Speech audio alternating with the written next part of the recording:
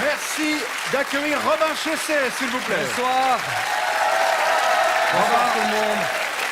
Vous avez passé en revue l'actualité. On commence avec la dernière campagne d'affichage des CFF. Ouais, pour promouvoir l'AG Découverte Hiver, la compagnie ferroviaire a lancé une série d'affiches dont les modèles ne sont pas des vrais gens, mais des personnages générés par IA. Ce qui a suscité une petite polémique. Mais ce qui m'interpelle, moi, vraiment, c'est ça. Mais vous voyez sa tronche? Je me demande, quelles ont été les consignes données au générateur d'images?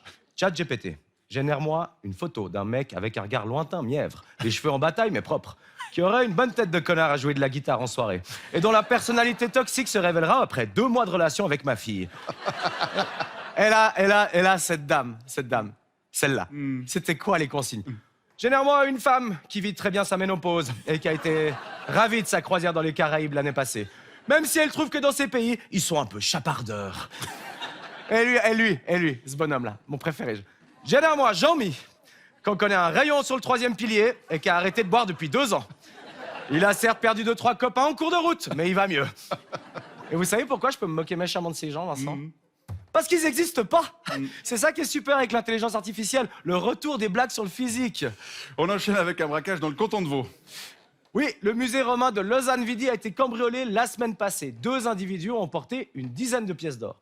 Un fait divers qui nous fait un peu penser au cambriolage du Louvre à Paris. Bah ouais, c'est clair. Sauf que, on a beau mettre les mêmes ingrédients, il y a quand même toujours la petite touche qui fait qu'on est en Suisse. En l'occurrence, lorsqu'on peut lire, les 2 hommes ont acheté des billets d'entrée au guichet et sont entrés dans le musée vers 16h45.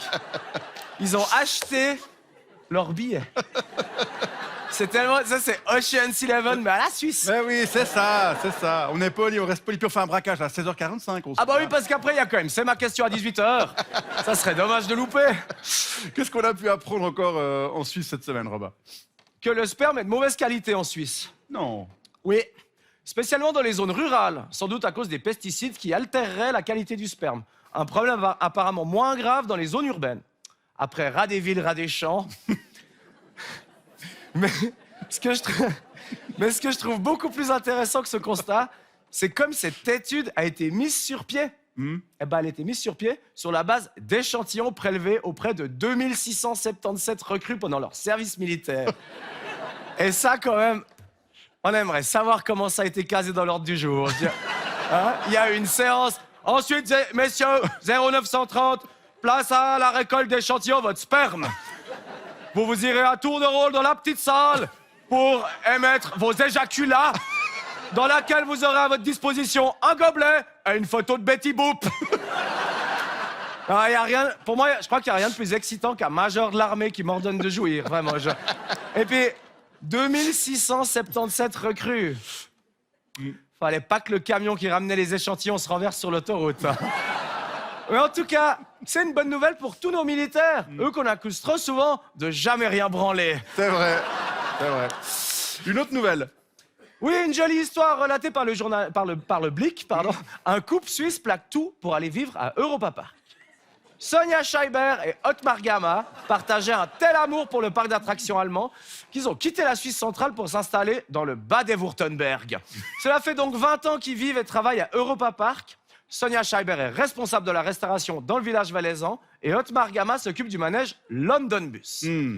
Cette histoire m'a beaucoup intrigué. C'est pourquoi, en quête de vérité, j'ai décidé de me rendre moi-même sur place pour enquêter et découvrir si vraiment ils avaient tout quitté pour aller vivre à Europa Park. Alors comme ça, vous avez tout plaqué pour aller vivre à Europa Park? Ja. Voilà. Bon, en même temps, je suis pas journaliste. Hein, Non, donc, bah ouais. Mais bon, du coup, comme ça, c'était réglé. Oui. Puis que j'étais sur place. T'es sur place, ouais. Bah, fallait bien que j'occupe le reste de la journée.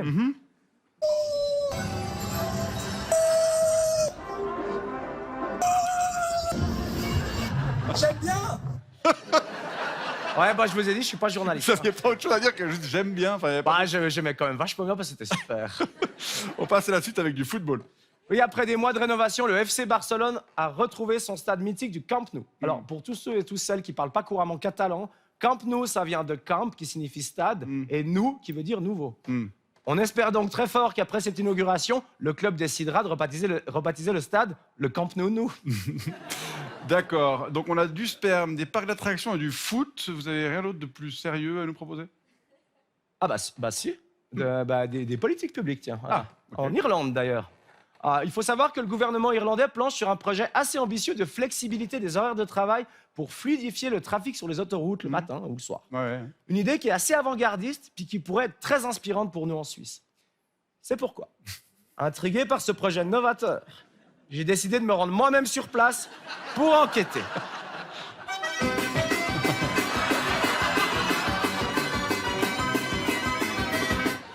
Et je n'ai rien appris.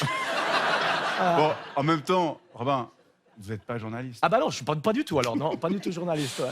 Je sais pas, mais par contre, vous pourriez vous improviser journaliste. Vous savez, il y en a qui s'improvisent écrivains, apparemment. Oui, comme Nicolas Sarkozy, qui sort un livre, Le journal d'un prisonnier, et ses 216 pages sera publié le 10 décembre prochain. Un ouvrage qui narre l'expérience de l'ex-président après sa peine d'à peine 28 jours en prison.